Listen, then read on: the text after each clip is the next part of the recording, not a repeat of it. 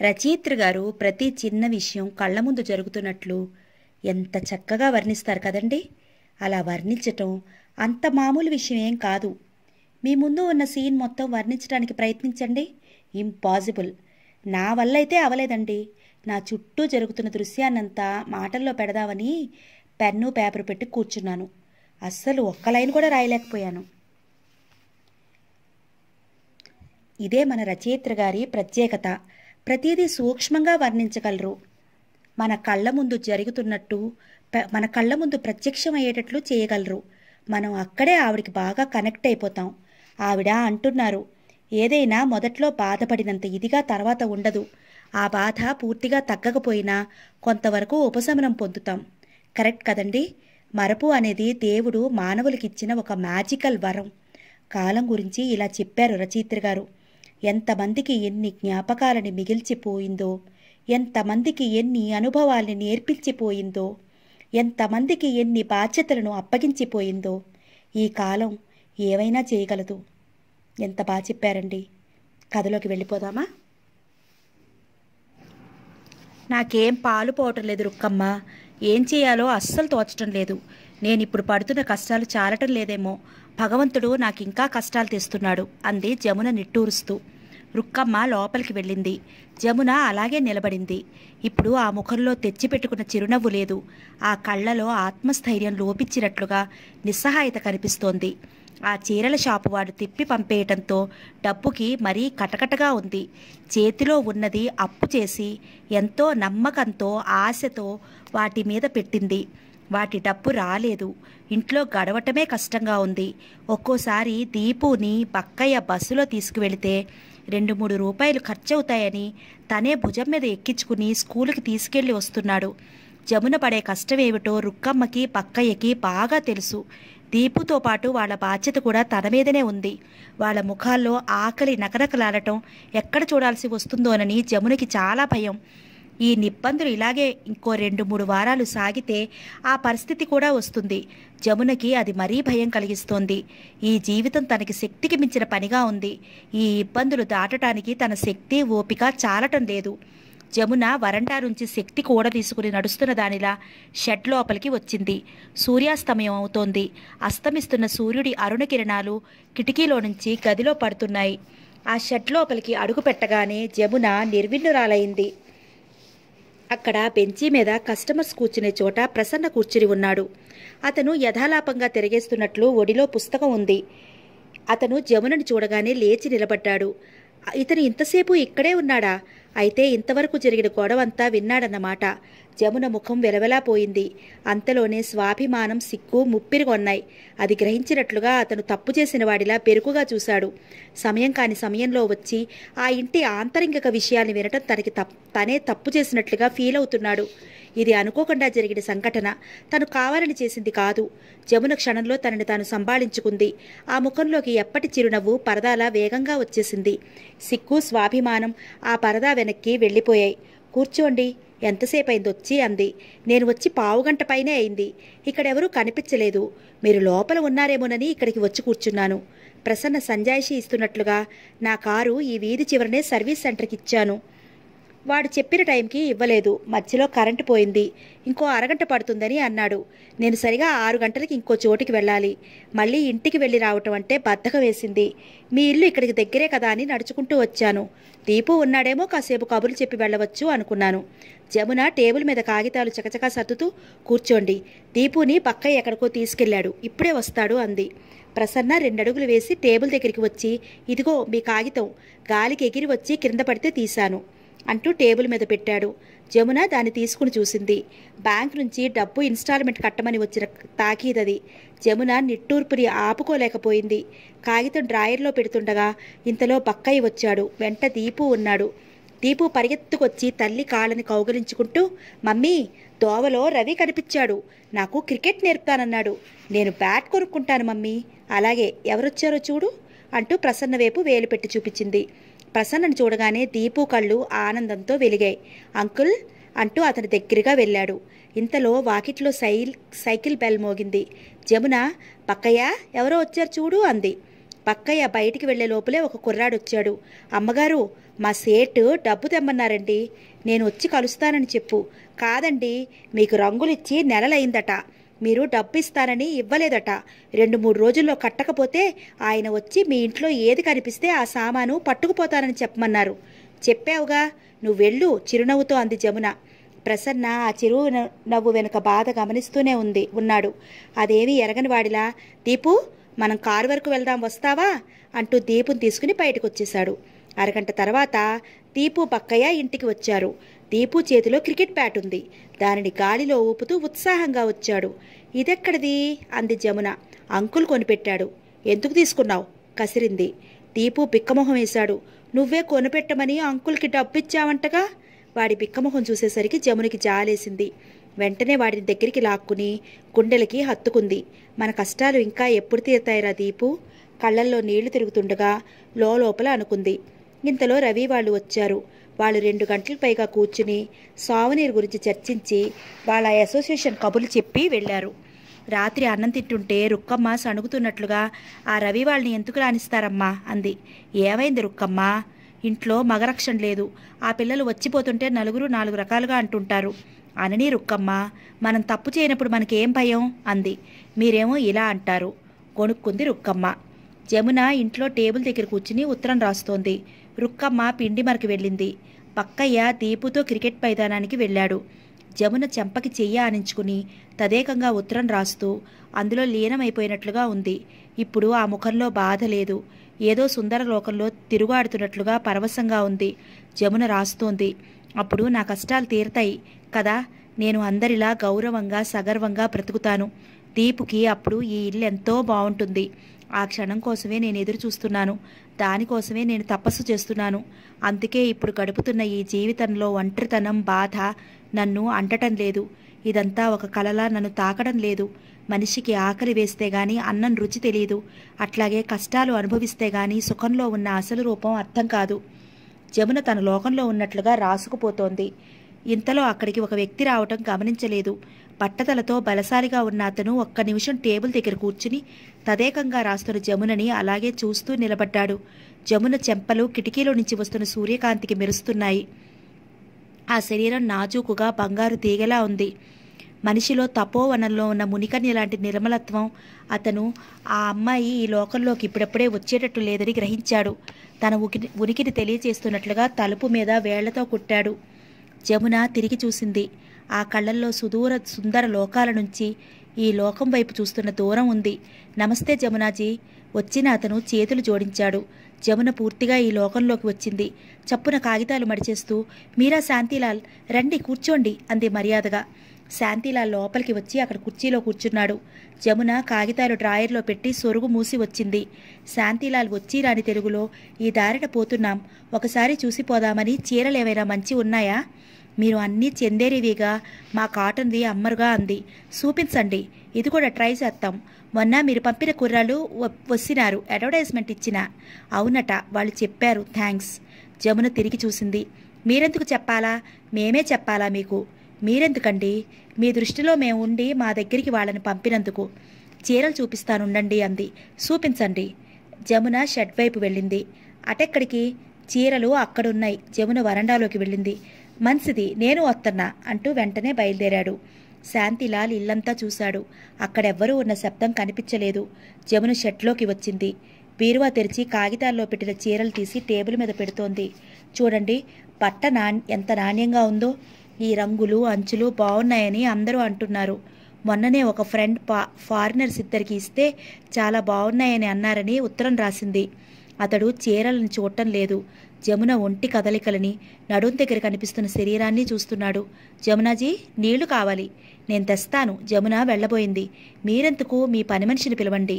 ఆమె లేదు, పిండి మరకు వెళ్ళింది. ఆ మోగవాడు బాబుని తీసుకుని వెళ్ళాడు. అయితే మంచినీళ్ళు వద్దులేండి, చీరలు చూపించండి అన్నాడు. జమున బీరువాలో ఆఖరి చీరలు తీస్తోంది. ఇంతలో తలుపు చప్పుడయింది. జమున చివ్వున తల తిప్పి చూసింది. ఎదురుగా శాంతిలాల్ తలుపులు వేసేసి వస్తున్నాడు. జమునకి ఒక్క నిమిషం గుండె దడ వచ్చేసింది. కాళ్ళు వణికాయి. అంతలోనే నిభాయించుకుంది. నదురు బెదురు లేకుండా చూస్తూ, మిస్టర్ శాంతిలాల్, మీరు పెద్ద మనుషులు. సిటీ సెంటర్లో మీరు పెద్ద బట్టల దుకాణం ఉంది. మీకు పేరు ప్రతిష్టలున్నాయి. మీకు పోలీసులు పట్టుకుని జైల్లో పెట్టాలని లేదుగా. పోలీసులా? నన్నా? ఐజీ భార్య మా కస్టమర్. మేమెంత చెబితే అంత. ఆవిడికి మేం చీరలు సగం ధరకిస్తాం. మరీ మంచిది. ఈ సంగతి పేపర్లకు తెలిస్తే ఆయన బ్రతుకు కూడా బజారును పడుతుంది. ఖబర్దార్. దూరంగా నిలబడింది. జమున ముఖంలో కోపం చూసేసరికి అతను కంగు తిన్నాడు. జమున భయపడటం లేదు, ఏడవటం లేదు. లోగడ అతను 2-3 ఆడవాళ్ళని, ఇంట్లో పనిపిల్లని ఒంటరిగా ఉండగా చూసి రేప్ చేశాడు.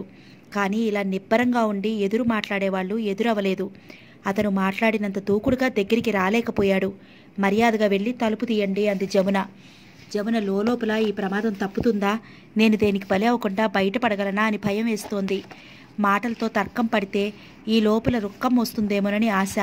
తనెంత పొరపాటు చేసింది. కాస్త ఆదమరిచింది. తెలిసిన వ్యక్తిగా అనుకుంది. షాపులో ఉండగా అతనిది ఎంత వినయం. ఆడవారి వైపు కన్నెత్తి చూడని అణుకువ. ఎంత పెద్ద మనిషి ప్రవర్తన. అదంతా ఒక పురక అన్నమాట. శాంతిలాల్ జమునని బ్రతిమలాడుతున్నట్లుగా అన్నాడు. జమునాజీ, నీ మొగుడు చచ్చిపోయాడని నాకు తెలుసు. నన్ను నమ్ముకో. నీ చీరల వ్యాపారం పెద్దదిగా చేయిస్తా. సెంటర్లో ఒక దుకాణమే నీకు తెరిపించి ఇప్పిస్తా. నీకు దేనికి కొరత ఉండదు. నోర్ ముయ్. జమున అంటూనే ఒక్క అంగలో అవతలికి వెళ్ళబోయింది. అతను అమాంతం జమునని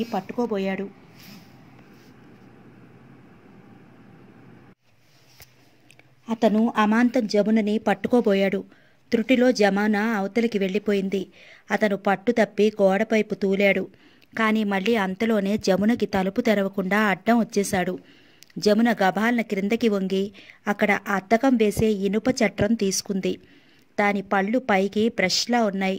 ఇంతకంటే ఇంకేదైనా వాడిది దొరుకుతుందా అని చూస్తోంది. శాంతిలాల్ దగ్గరికి వచ్చాడు. తనని కొట్టబోతున్న జమున చెయ్యిని గట్టిగా పట్టుకున్నాడు. ఇద్దరూ పెనుగులాడారు. పోలీసులకి రిపోర్ట్ చేస్తా. జమున పళ్ళపిగువ నరిచింది. అట్టే వాగావంటే నా పని అవగానే చంపేస్తా. పీక పిసికేస్తా. జాగ్రత్త. అతను క్రూర మృగంగా చూశాడు. జమున చేతిలో ఇనప చట్రం కింద పడింది. వంగి గభాలన దాన్ని కుడి చేతిలోకి తీసుకోబోయింది. అతను కాలితో ఆ చేతి మీద ఒక్క తన్ను తన్నాడు. జమున చేతివేళ్లు బ్రష్లా ఉన్న ఇనప పళ్ళకి యాపిల్ ముక్కల్లా దిగిపోయాయి. ఆ బాధకి ఎవ్వుమనరిచిన అరుపు అక్కడంతా ప్రతిధ్వనించింది. జమున కాస్త అప్రమత్తంగా ఉండేసరికి శాంతిలాల్ ఆమె శరీరాన్ని చుట్టేసుకోబోయాడు. ఇంతలో అమ్మా అని రుక్కమ్మ పిలుపు వినిపించింది. రుక్కమ్మా, రుక్కమ్మా, నేను షెడ్లో ఉన్నాను. తలుపుతి, త్వరగా రా. జమున ఒక్కసారి పిచ్చిదానిలా అరిచేసింది. శాంతిలాల్ చప్పున నోరు మూసే లోపలే ఆ కేకలు రుక్కమ్మ చెవిలో పడ్డాయి. రుక్కమ్మ చేతిలో పిండి సంచి అక్కడ పారేసి పరిగెత్తుకొచ్చింది. తలుపు బాధసాగింది. శాంతిలాల్ అప్పటికే జమున జాకెట్ చింపేశాడు. రుక్కమ్మ తలుపులు బాతటం మొదలవగానే అతడికి భయం వేసింది. జమున పోలీస్ రిపోర్ట్ ఇస్తానంది. తన మర్యాదని అల్లరి చేస్తానంది. జమున చదువుకున్న వ్యక్తి, అన్నంత పని చేస్తుంది. మొగదక్షత లేకుండా ఒంటరిగా బ్రతికే ధైర్యం గల ఆడది ఎంతైనా చేస్తుంది. తన కోరిక తీరలేదు. పైనుంచి నలుగురిలో నవ్వుల పాలు. జమున బ్రతికితే తన పరువుకి ప్రమాదం. అతను హఠాత్తుగా జమున కంఠం పిసుకుతూ తలని గోడకేసి కొట్టసాగాడు. జమునికి ఊపిరి అందటం లేదు. పైనుంచి తల గోడకి తగిలే ఒక్కొక్క దెబ్బకి కళ్ళు అదిరిపోతున్నాయి. చెవులు దిప్పెళ్లు వేస్తున్నాయి. కళ్ళు ఉబ్బుతున్నాయి. ప్రాణం పోతున్నట్లే అనుకుంది. ఇంతలో దడాలను తలుపులు తెరుచుకున్నాయి. పక్కయ్య ఆంబోతులా వచ్చి శాంతిలాల్ మీద పడ్డాడు. దీపు, రుక్కమ్మ కూడా లోపలికి వచ్చారు. జమున జాకెట్ చిరిగి వేలాడుతోంది. చీర కుచ్చెళ్ళు ఊడిపోయాయి. చేతి నుంచి రక్తం కారిపోతోంది. శాంతిలాల్ చేతులు మెడని వదలగానే జమున గోడ నుంచి జారి కుప్పలా క్రిందకి కూలిపోయింది. అమ్మా, అమ్మా. రుక్కమ్మ పరిగెత్తుకు వచ్చి దగ్గరికి తీసుకుంది. జమునని ఒడిలోకి తీసుకుని, ఓరి నీ జిమ్మడా, నిన్ను నిలువునా తగలయ్యా, నీకు పక్షపాతం రాను. రుక్కమ్మ పెటికలు విరుస్తూ శాంతిలాల్ని తిడుతూ జమున భుజాల చుట్టూ చీర కొంగు కప్పసాగింది. శాంతిలాల్ పిచ్చి కోపంతో కుమ్ముతున్న బక్కయ్యని ఎలాగో తప్పించుకుని గది బయటికి వెళ్ళి గబాలన తలుపులాగి బయట గడియ పెట్టేసి వెళ్ళిపోయాడు. బక్కయ్య ఎలాగైతేనేం కష్టపడి తలుపుని విరగదండి తీశాడు. దీపు నిశ్చేష్టుడిలా తల్లినే చూస్తున్నాడు. వాడి కళ్ళు పత్తికాయల్లా అయ్యాయి. అస్తవ్యస్తమైన తల్లి బట్టలని, ఏడుస్తున్న తల్లి ముఖాన్ని, రక్తం కారుతున్న చెయ్యిని కళ్ళు వెడల్పు చేసుకుని అలాగే చూస్తున్నాడు. చాలాసేపు అయిన తర్వాత జమున చిరిగిన జాకెట్ విప్పి మంచి జాకెట్ వేసుకుంది. చేతికి తనే బ్యాండేజ్ వేసుకుంది. రుక్కమ్మ జమున చెంప దగ్గర వాతలు తేరిన చోట వేడి నీళ్లు కాపుడం పెడుతోంది. దీపు రుక్కమ్మ చెయ్యి పట్టుకుని, రుక్కమ్మ, అమ్మకేమైంది అని అడిగాడు. అమ్మకేం కాలేదు బాబు, మనం ఎవరూ ఇంట్లో లేంగా. ఆ పిచ్చోడు ఇంట్లో దూరి అమ్మని చంపబోయాడు. మనం సరిగ్గా సమయానికి వచ్చాం కాబట్టి అమ్మ బ్రతికిపోయిందనుకో, లేకపోతే అమ్మ బ్రతికేది కాదు, చచ్చిపోయేది. రుక్కమ్మ గొంతు వణికింది. దీపు అలాగా అన్నట్లు చూశాడు. రుక్కమ్మ జమునకి కాపు పెట్టి లేస్తూ, అమ్మా, దీపు చూడండి పిక్కమొహంతో ఎలా చూస్తున్నాడో, ఒక్కసారి దగ్గరికి పిలవండి అంది. జమున కమిలిపోయిన ముఖంతో దీపును చూసి ఇలా రా అన్నట్లు చెయ్యి చాచింది. దీపు మెల్లగా అడుగులో అడుగు వేస్తూ దగ్గరికి వచ్చాడు. జమున దీపు పొట్టలో తలదాచుకుంది. దీపు ఒక్కసారి ఏడ్చేసింది. దీపు ఆరిందలా తల్లి తల మీద చెయ్యి వేసి నిమిరాడు. భయపడకు మమ్మీ, ఈసారి ఆ పిచ్చివాడు వస్తే నేను చంపేస్తాను. అసలు నేను స్కూల్కి వెళ్ళనుగా, ఇంట్లోనే ఉంటాను, భయపడకు. తల్లి తను ఏడుస్తున్నప్పుడు ఎలా బుచ్చగిస్తుందో సరిగ్గా అలాగే బుచ్చగించాడు. చెయ్యి నొప్పిగా ఉందా కట్టు చూస్తూ అడిగాడు. జమున తల ఊపింది. తన తల మీద ఉన్నవాడి చెయ్యి గట్టిగా పట్టుకుంది. వాడి స్పర్శ జమునకి పెద్ద స్వాంతనగా ఉంది. కన్నీళ్లు ఉప్పెనలా పొంగి వచ్చాయి. చిచి, ఏడవకూడదు, ఏడవకు మమ్మీ అన్నాడు దీపు. పక్కయ్య గుమ్మం దగ్గర చేతులు కట్టుకుని నిలబడి ఉన్నాడు. వాడి కళ్ళల్లో కూడా నీళ్లు తిరుగుతున్నాయి. రుక్కమ్మ బలవంతంగా ఆపి అల్లరి అవుతుందిరా అని తట్టింది గాని, లేకపోతే వెళ్ళి ఆ బట్టల తల వాడిని చితకపాది వచ్చి ఉండేవాడు. జమున కొడుకు భుజం చుట్టూ చేయి వేసి మీరాదేవి హాల్లో నుంచి బయటకు వస్తోంది. అక్కడ ఆ ప్రదేశం అంతా వచ్చిపోయేవారితో హడావుడిగా ఉంది. దీపు ఉన్నట్టుండి చేత్తో చూపిస్తూ సంతోషంగా అడుగో అంకుల్ అన్నాడు. జమున అటువైపు చూసింది. ప్రసన్న ఇద్దరు వ్యక్తులతో కలిసి లోపలికి వెళుతున్నాడు. అతను కూడా దీపుని చూశాడు. దీపుని చూడగానే వాళ్లతో మాట్లాడుతున్నవాడల్లా, మీరు పదండి, నేనిప్పుడే వస్తాను అని వాళ్ళని పంపి దీపు పైపు వస్తూ, ఇలా వచ్చారేంటి అంటూ జమునని అడిగాడు. వచ్చే వారంలో ఇక్కడ జరిగే మన చేతి కళల వైభవం ప్రదర్శనలో చీరలు కూడా పెడతారేమోనని అడగటానికి వచ్చాను. అవును, పెడుతున్నారు కదా. ఆ స్టాల్ బుక్ అయిందని, ఇంకెవరికో ఇచ్చేశామని, ఖాళీ లేదని అన్నారు. ఎవరిని కలిశారు మీరు? సెక్రటరీని. ప్రసన్న ఒక క్షణం ఆలోచించాడు. తర్వాత నాతో రండి మీరు అంటూ దారి తీశాడు. జమున దీపు అతనితో మళ్ళీ వెనక్కి వెళ్లారు. సెక్రటరీ ఉన్న గదిలోకి వచ్చారు. అక్కడ టేబుల్ దగ్గర కుర్చీలో ఆయన లేడు. ప్రసన్న జమునని కూర్చోమని అక్కడున్న డ్రాయర్ తెరిచి అప్లికేషన్ ఫారాలు తీసిచ్చి ఇవి పూర్తి చేయండి అన్నాడు. అంతవరకు కుడి చేతి మీద క్రింద వరకు పైటకం కొంగు కప్పుకున్న జమున కొంగు పక్కకు లాగి కట్టుకట్టిన చేతితో అక్కడున్న పెన్ తీసుకుంది. అదేమిటి, ఆ కట్టేంటి, చేతికి ఏమైంది ప్రసన్న అడిగాడు. వంట చేస్తుంటే చెయ్యి కాలింది అంది జమున. వెంటనే దీపు అందుకున్నాడు. కాదు మరే అంకుల్, మా ఇంటికి పిచ్చాడు వచ్చాడు, అతడేమో. జమున మధ్యలోనే కసిరింది. దీపు, పెద్దవాళ్ళు మాట్లాడేటప్పుడు కల్పించుకోకూడదని చెప్పానా అంది. తల్లి ముఖం చూసి దీపు మాట మింగేశాడు. ప్రసన్న ఏదో చెప్పబోయి ఆపేసిన దీపు ముఖం వైపు, జమున చేతి కట్టువైపు మార్చి మార్చి చూశాడు. ఏదో జరిగింది. అది తెలియటానికి జమున ఇష్టపడటం లేదని మాత్రం అతనికి అర్థమైంది. కట్టుకట్టిన చేతితో జమున అప్లికేషన్ ఫామ్ పూర్తి చేయడానికి అవస్థపడుతుంటే, ఇటివ్వండి అంటూ ప్రసన్న ఆ ఫారం తీసుకుని తను పూర్తి చేయసాగాడు. జమున పేరు వయసు అప్పటికే పూర్తి చేసింది. భర్త పేరు దగ్గర చూస్తూ పేరు అడిగాడు ప్రసన్న. సిద్ధార్థ చెప్పింది. తర్వాత వివరాలు జమున చెప్తుంటే చకచకా రాయటం పూర్తి చేసి చివరి సంతకం చేయడానికి ఇచ్చాడు. జమున సంతకం జమున సిద్ధార్థ అని చేసింది. ఇంతలో సెక్రటరీ వచ్చాడు. అతను ప్రసన్నను చూడగానే, హలో ప్రసన్న, ఎప్పుడొచ్చారు? నేను జస్ట్ ఇప్పుడే సీట్లో నుంచి వెళ్ళాను అన్నాడు సంజాయిషి ఇస్తున్నట్లుగా. చూడండి, ఇవే మన ఎగ్జిబిషన్లో చీరల స్టారు తెరుస్తున్నారు. అప్లికేషన్ ఆయన వైపు తోస్తూ అన్నారు.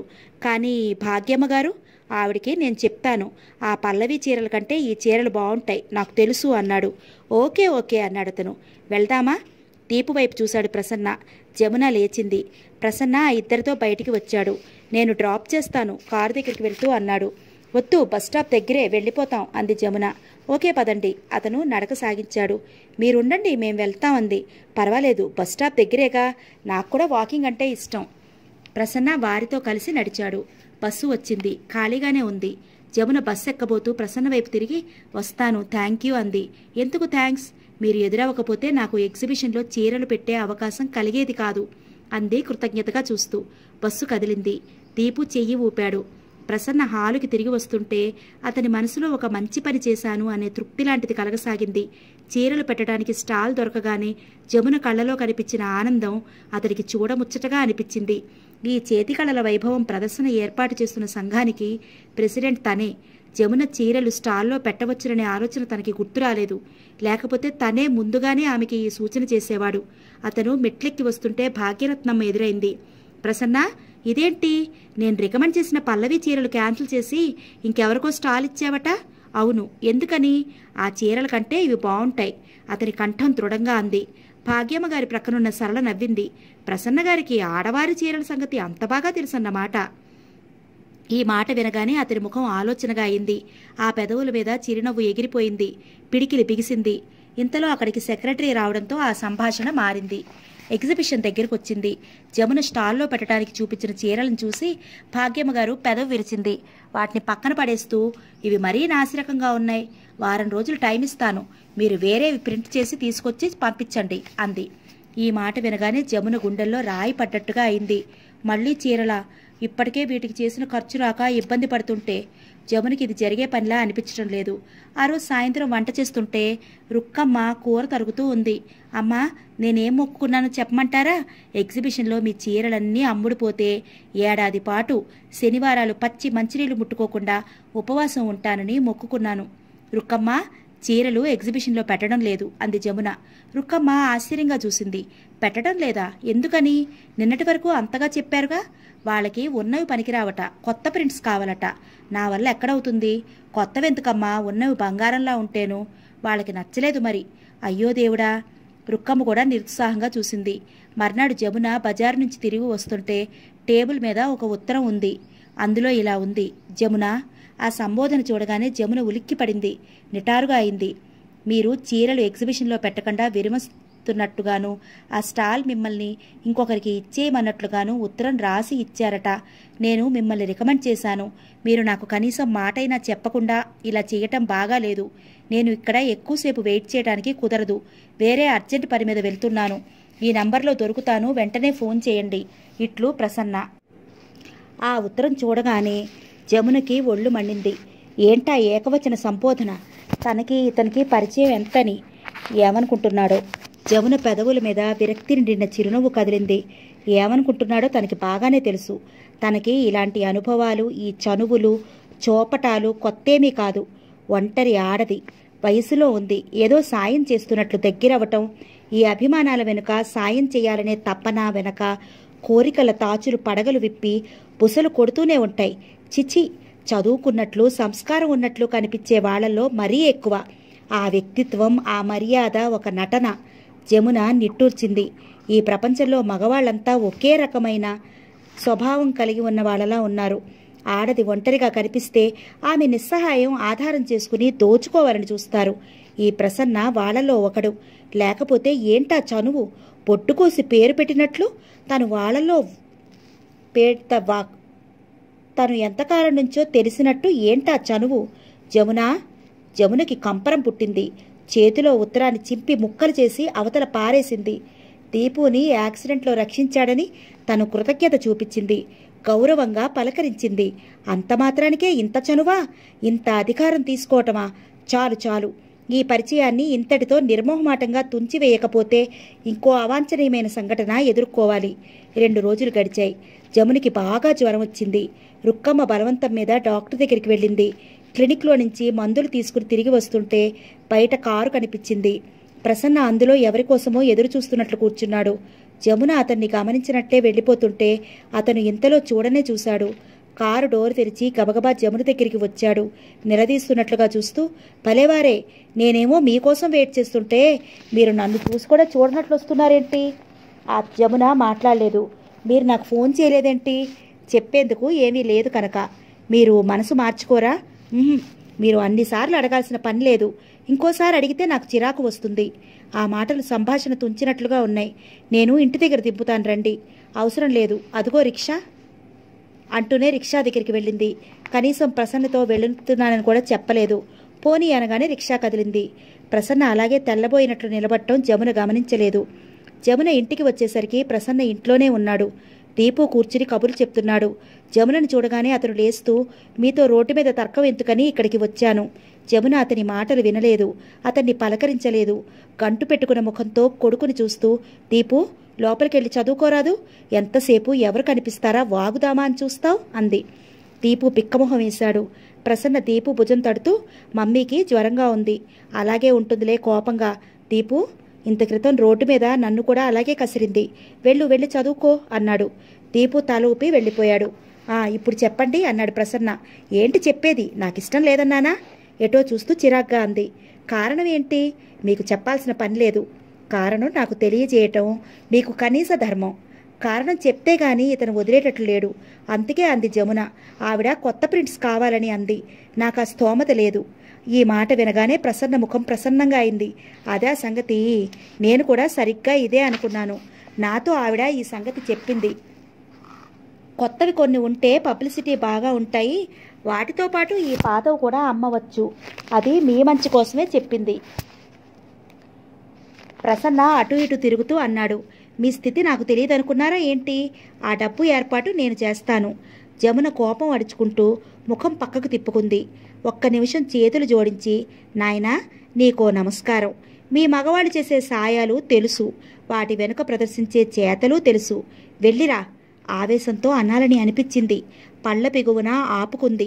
ఈ మగవాళ్లతో పడకపోతే మర్యాదగానే దూరంగా ఉంచటం మంచిది. ముఖాముఖి నువ్వు నీచుడివి అని అంటే వాళ్ళు పురుషాహంకారం దెబ్బతిని తోక తొక్కిన తాచులా రెచ్చిపోతారు. ఆడది అబల అని వాళ్ళకి తెలుసు. బలవంతుడు బలహీనుడు తనని అమర్యాద చేస్తే సహించలేడు. చెప్పు క్రింద నల్లిని రాచినట్లు వాళ్ళని అణచాలని చూస్తారు. ప్రసన్న నచ్చ చెప్తున్నట్లుగా అన్నాడు. మీరు మొహమాట పడాల్సిందేం లేదు. నేనేం మీకు స్వయంగా ఇవ్వటం లేదు. మీరు తీసుకోవడానికి అభిమాన పడనవసరం లేదు.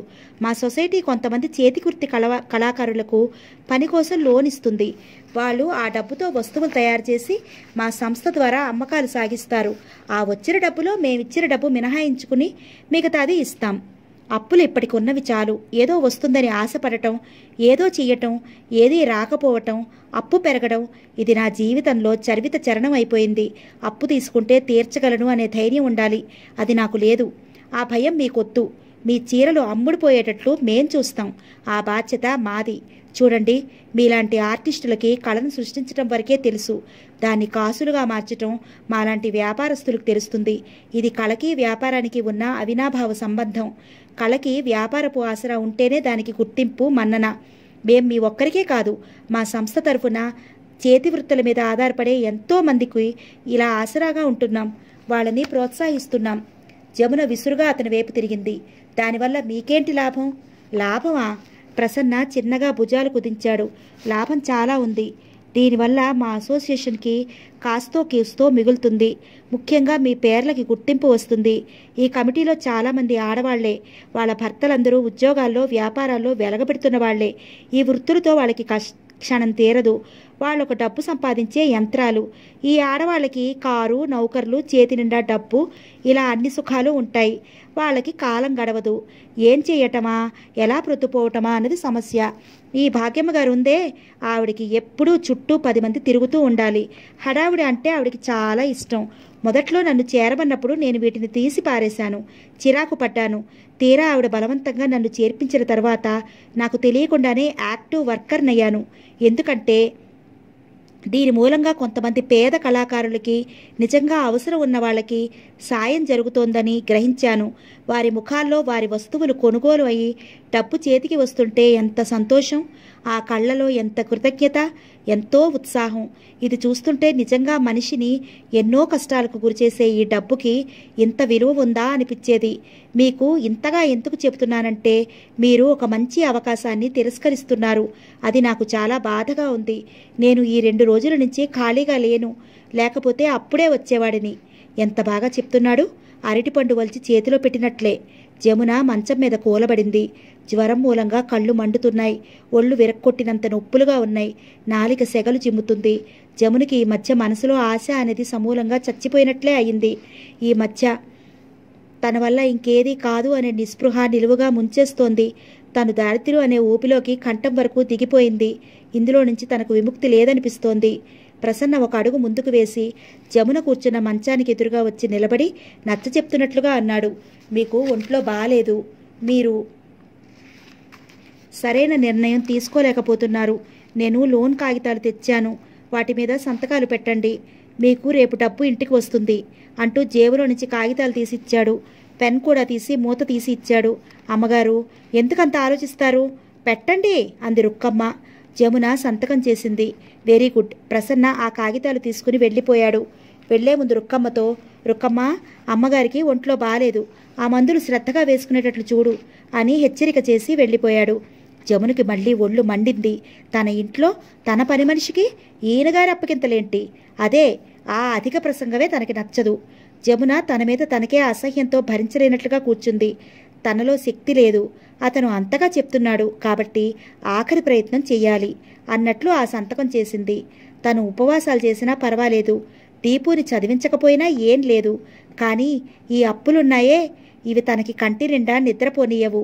అనుక్షణం గుండెల నిండా పుట్టెడు దిగులు. ఇవి ఎలాగైనా సరే తీర్చాలి. తర్వాత ఐష్టైశ్వర్యాలు తనకే ఉన్నంత ఆనందం.